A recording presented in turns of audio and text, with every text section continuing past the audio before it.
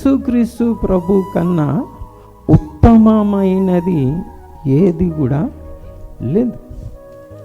అన్నిటికంటే ఉత్తమమైంది, the best gift దేవుడు మనకేదైతే మరి ఇచ్చాడో అది యేసుక్రీస్తు ప్రభువే. ఒకవేళ కనుక దేవుడు కనుక మనకి యేసుక్రీస్తు ప్రభుని ఇవ్వకుంటే మరి మనం ఏమైపోయేవారం, మన పరిస్థితి ఎలా ఉండేది? సో ఉత్తమమైన దానిని దేవుడు యేసుక్రీస్తు ప్రభుని మనకి ఇచ్చాడు. అది మన కొత్త నిబంధన గ్రంథంలో మనకి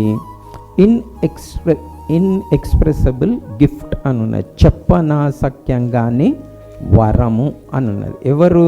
యేసుక్రీస్తు ప్రభు నీ గురించి ఏం చెప్పాలంటే చెప్పనాశక్యం కానీ వరం అన్నమాట. మనం వర్ణించలేమన్నమాట అలాంటి ఒక గిఫ్ట్.